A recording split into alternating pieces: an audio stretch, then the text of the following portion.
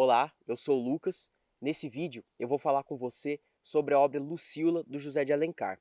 Mas antes de adentrar a obra, eu preciso falar com você a respeito de outras coisas relacionadas ao contexto, à obra do autor, às outras obras e a tudo que envolve a construção de Lucíola. Portanto, eu vou falar sobre o conceito de romance, eu vou falar sobre o romantismo e depois eu vou falar sobre Lucíola do José de Alencar, beleza? Antes de falar sobre Lucíola, eu preciso falar um pouco com você sobre o conceito de romance. E o que é um romance? É uma história de amor? Não necessariamente.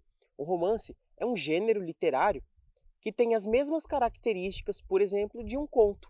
A diferença é o volume do texto, é a quantidade, ou melhor, o fôlego. Enquanto um conto tem 10, 15, até 50 páginas, um romance geralmente vai ter pelo menos umas 200. Lucíola do José de Alencar tem um pouco menos do que isso. O problema é que por ser um texto datado, que tem mais ou menos uns 200 anos, a linguagem utilizada nele é bem diferente. Então você vai precisar se atentar a certas coisas para não ficar confuso, para não ficar perdido ou perdida durante o texto. Então acompanhe esse vídeo, não pule etapas e evite o máximo possível se distrair durante esse livro, ok? Bom, o romance, então, é um gênero literário que ele consiste em certos elementos que são narrador, espaço, tempo, personagens e enredo. Então toda a história tem pessoas envolvidas que são personagens, tem o narrador, que é quem conta a história, tem o espaço, ou seja, um romance sempre acontece em algum lugar que vai ser determinado, existe um tempo em que ele está acontecendo, quando que vai ser? Depende. No caso de Lucíola, a gente está falando do século XIX, então 1800 e bolinha. E por último, a gente vai ter o enredo, ou seja, a história que está sendo contada. Lucíola faz parte de um período da literatura chamado romantismo.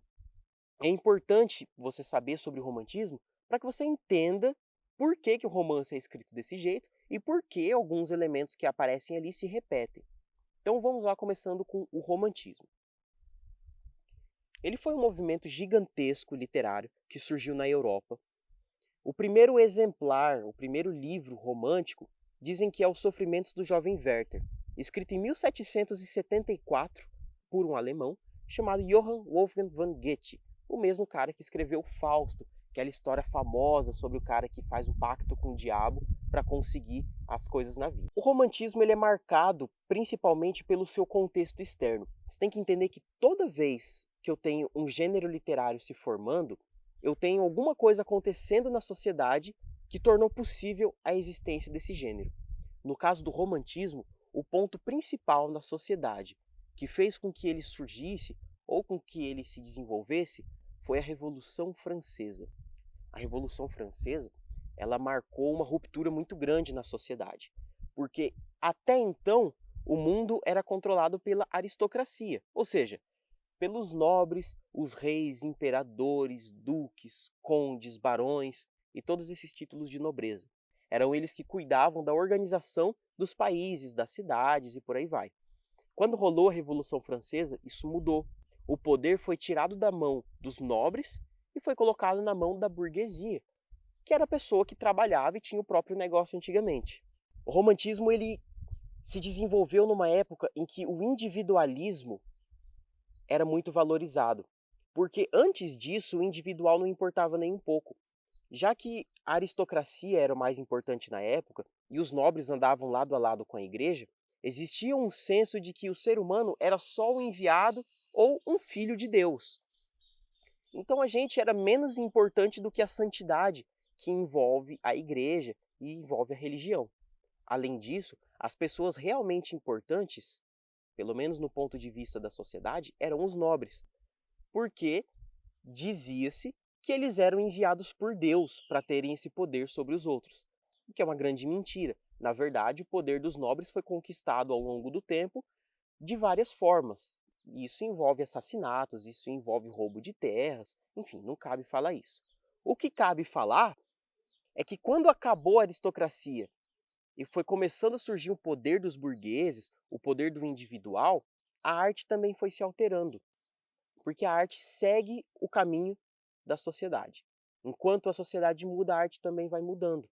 Então pensa só, a gente tinha uma nobreza que se importava muito com a arte greco-romana, ou seja, o que os gregos faziam, o que o pessoal de Roma fazia, e eles tentavam imitar essa arte. Ou eles faziam isso, ou eles tentavam se aproximar da religião, fazendo releituras de grandes acontecimentos bíblicos. Por isso que, inclusive, as pinturas mais famosas que a gente tem da época do Renascimento, que é, por exemplo, a Santa Ceia, a criação de Adão, e todas essas pinturas que têm a ver com a Bíblia, foram escritas no período em que a nobreza mandava no mundo. Quando a nobreza deixou de mandar no mundo, a nova arte ela não tinha que seguir nem a igreja e nem os gregos. Então ia ser uma arte própria, ela ia focar no individual. O romantismo, quando ele surgiu, ele veio com forma de protesto. Porque você tem que entender que o romantismo ele é um movimento artístico burguês. Ele é um movimento da burguesia. Mas é uma burguesia muito novinha, que ainda gostava muito dos nobres. E ainda queria seguir alguns comportamentos, inclusive dos nobres. Então você vai ter, por exemplo, no Lucília, que já já eu vou falar, a gente vai ter gente conversando como se fosse nobre. A gente vai ter gente na corte, que era um lugar que antigamente eram os nobres que visitavam.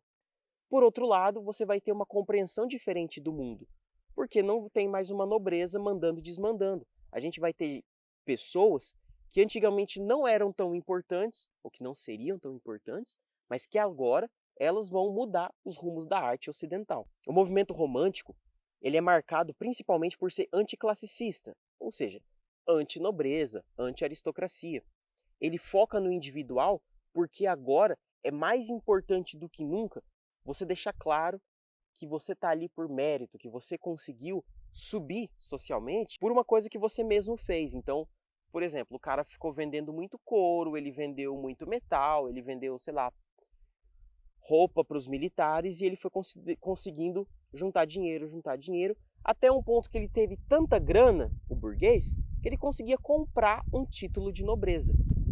Então o individual da pessoa, o quanto que ele consegue resolver as coisas sozinho, foi muito valorizado nesse período. Esse movimento romântico, ele fez com que muita gente meio que entrasse em curto ali. Porque uma galera, eu tô falando de muita gente mesmo na Europa, percebeu que existia uma grande desigualdade social. Tinha muita gente pobre, tinha muita gente passando fome, muita gente miserável. E qual que é a alternativa do indivíduo romântico nesse caso? Ele não consegue salvar o mundo, não tem super-herói. O poder deixou de ficar na mão dos nobres e foi para a mão dos capitalistas.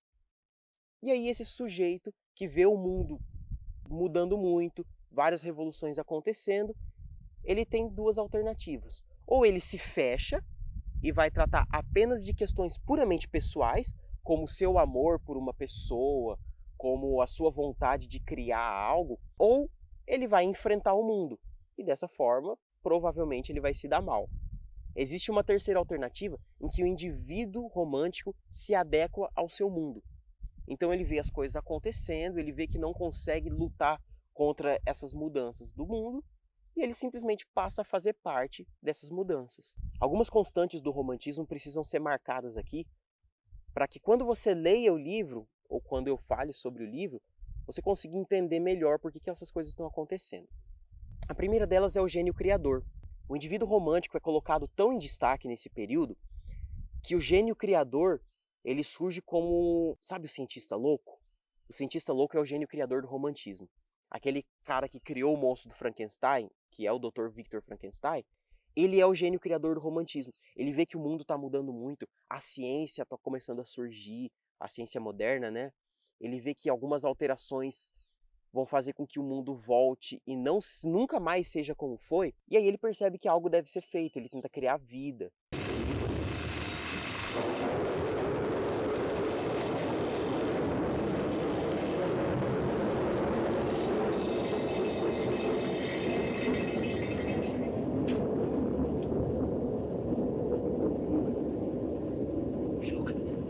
It's moving. It's alive. It's alive. It's moving. It's alive. Oh, it's alive. It's alive. It's alive. It's alive. Oh, in the name of God. A gente tem pessoas que tentam criar vida a partir da ciência ou a partir do ocultismo. A gente tem o Drácula, a gente tem a criação de um mundo alternativo completamente diferente do que se tinha antes. Outra característica, uma constante do romantismo, é a fuga do real. A gente tem uma relação que pode ser apresentada da seguinte forma. Você vê o mundo mudando muito, você não consegue aceitar essa mudança do mundo, porque ela não tem nada a ver com o seu individualismo, ou seja, o que está acontecendo no mundo não tem nada a ver com o que você entende dele, e aí você vai tentar fugir disso. Só que como que você vai fugir de um mundo inteiro que está mudando? Você se muda para dentro de si mesmo. Por isso que a fuga do real é uma constante. Outra coisa que é uma constante do romantismo é a utopia. Por quê? Imagina, por exemplo, a partir de amanhã a universidade passa a ser particular e eu tenho que pagar, sei lá, R$ 1.000 por mês para ficar aqui. Eu não tenho essa grana. E aí eu chego em casa, mudou muita coisa também, eu não consigo ir no mercado e comprar as coisas que eu preciso, porque aumentou muito o preço. Aí eu saio para ir na rua, eu vejo muitas mudanças sociais.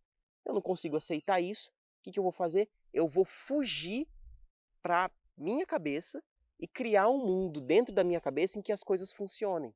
Uma coisa que aconteceu muito no período romântico, porque bateu com o século XIX, é a morte.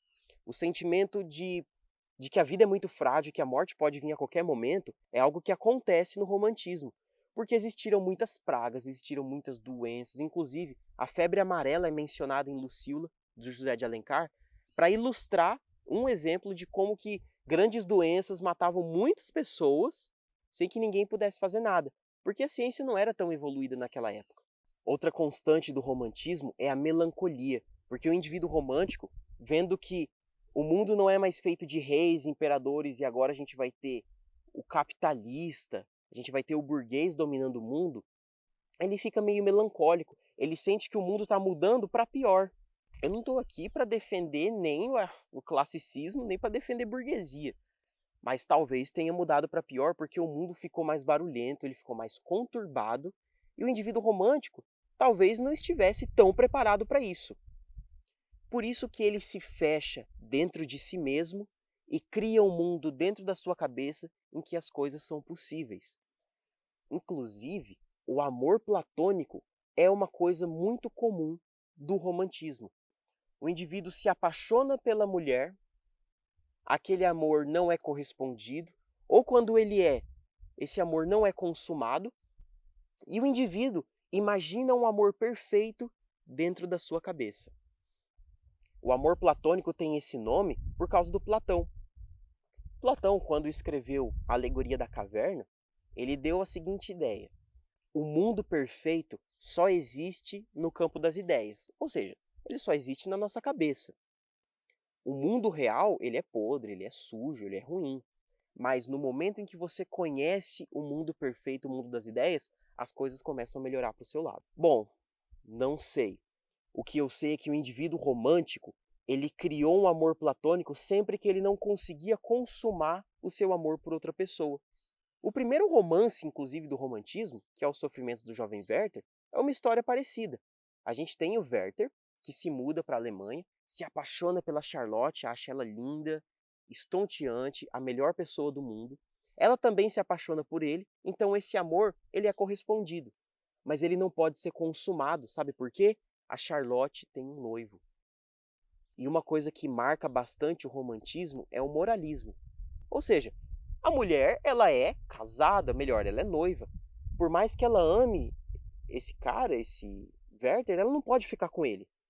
Então ela tem que seguir a tradição, ela tem que continuar com seu noivo. O Werther não aguenta isso, ele foge de toda essa turbulência, cria na cabeça dele um amor com a Charlotte que é possível, que pode acontecer, que a gente chama de amor platônico, mas quando ele percebe que não basta só ficar imaginando, ele precisa consumar esse amor, o que ele faz quando percebe que isso não é possível no mundo real? Ele se mata. É uma coisa interessante os sentimentos à flor da pele que acontecem no romantismo. Você vai ver que o texto do José de Alencar ele tem muito adjetivo. Às vezes fica meio chato de ler. Mas isso não é à toa. Isso é porque esse período da literatura ele foi marcado por um sentimentalismo muito grande. Parece que todo mundo era muito intenso. Todo mundo queria colocar todos os sentimentos para fora, porque eles eram muito reprimidos até então. Reprimidos por um moralismo religioso, reprimidos por um moralismo classicista, e assim que a burguesia coloca o poder nas mãos, ela começa a mudar os ares da sociedade. A outra coisa interessante de mencionar, a natureza, ela corresponde aos sentimentos humanos no romantismo. O que isso quer dizer? Se você olhar aqui no fundo, está vendo que é um dia bonito, com sol, com ventinho gostoso, e eu estou falando de uma maneira calma. Numa história romântica, é a natureza que está respondendo à minha calma, e não o contrário. Se você for ver as obras românticas, toda vez que o indivíduo está triste, ou quando ele está muito abalado, o tempo começa a mudar. Ou começa a chover, ou começa a ter tempestade. Quando ele está feliz, o tempo fica calmo. Eu vou mostrar aqui para você 2 vídeos. O primeiro é de um filme norte-americano, de um musical. E olha essa cena.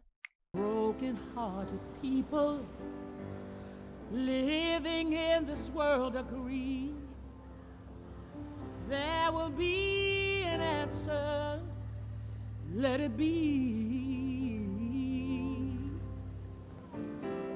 For though they may be parted, there is still a chance that they will see. There will be an answer, let it be. Você já parou para pensar por que toda cena de enterro no filme tem chuva? Porque é uma constante romântica. Porque é como se os céus estivessem chorando pela morte da pessoa. Agora, olha essa cena. Forrest.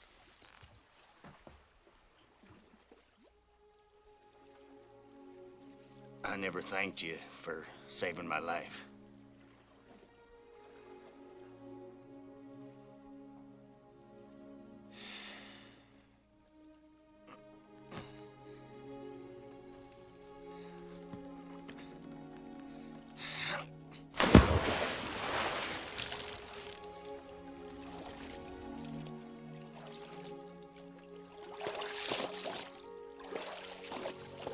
He never actually said so, but I think he made his peace with God. Você está vendo o Tenente Dan descendo do barco, nadando tranquilamente, e o céu azul atrás dele? O céu está respondendo à calma do Tenente Dan, que finalmente encontrou a paz. Então a gente tem até hoje uma repetição dos padrões do romantismo, tanto na literatura quanto no cinema, quanto em diversas formas de arte. O romantismo é super importante.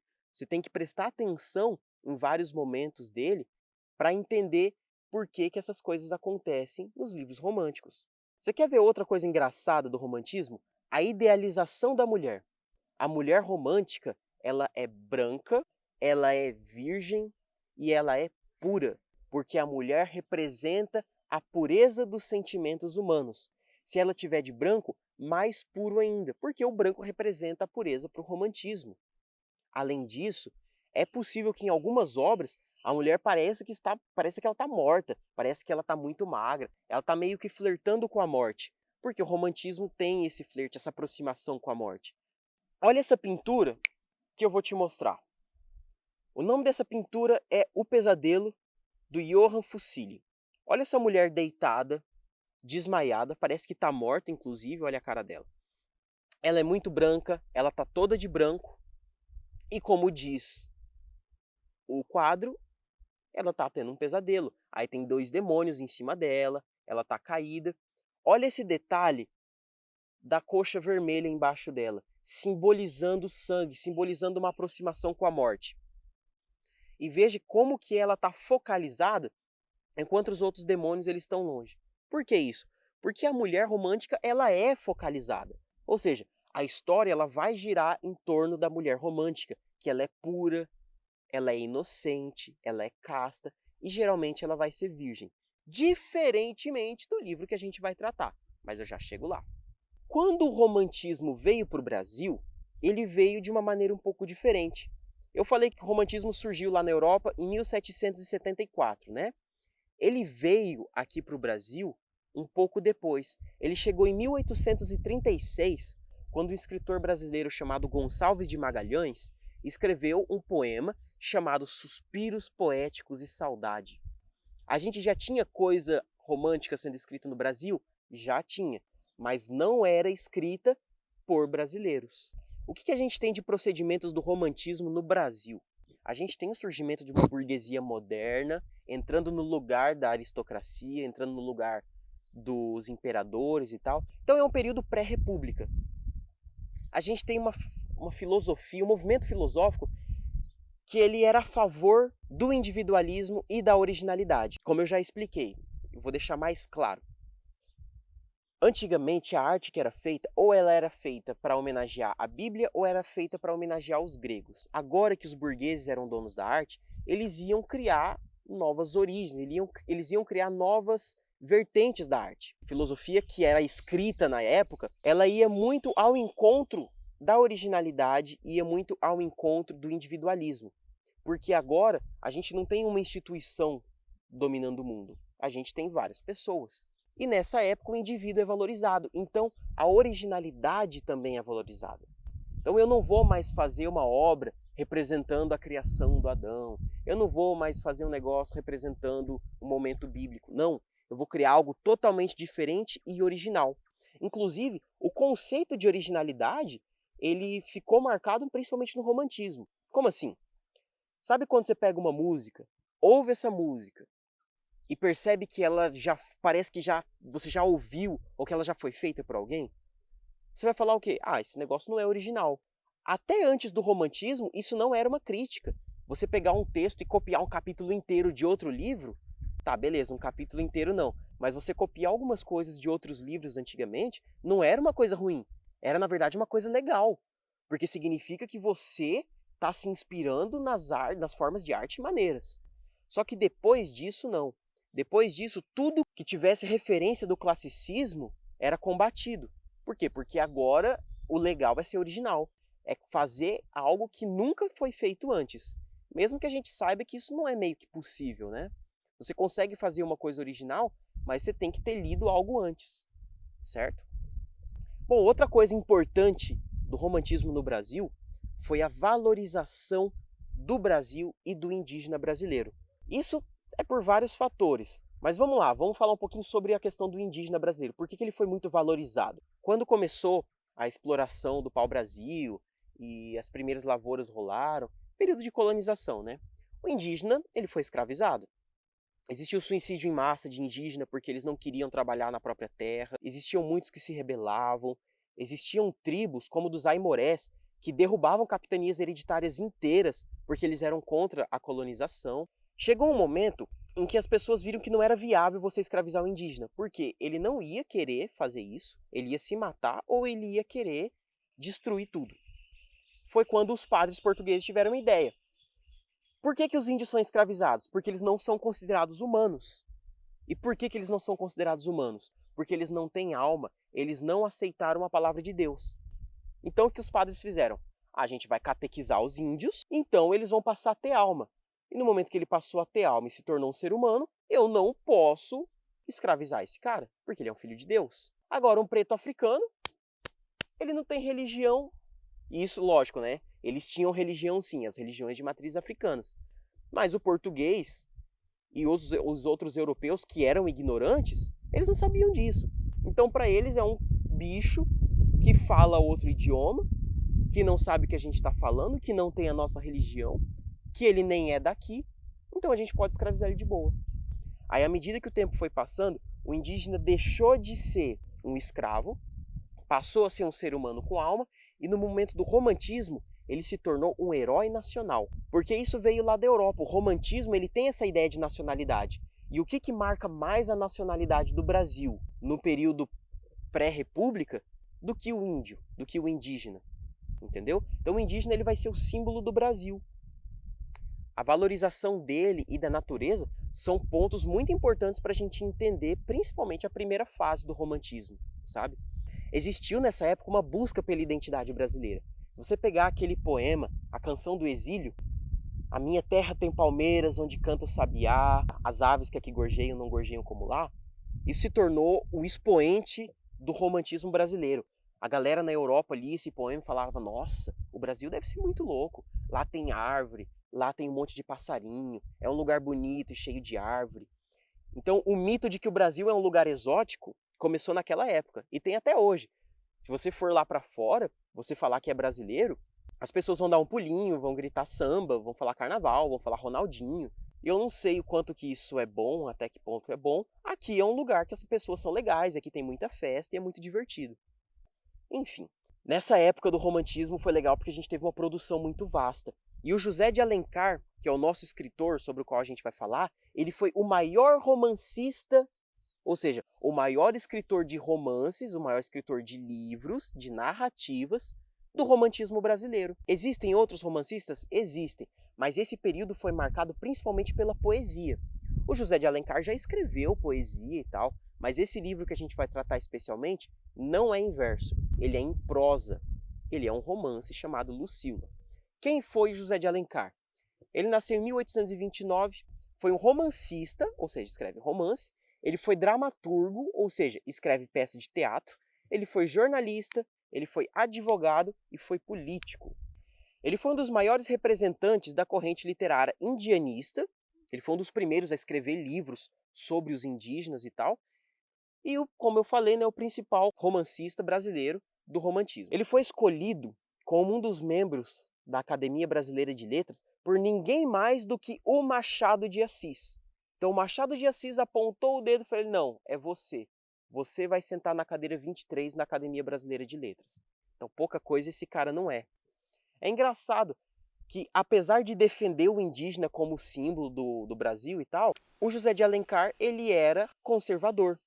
Ele defendia a abolição da escravatura, só que de pouquinho em pouquinho. Ele não defendia que isso fosse rompido.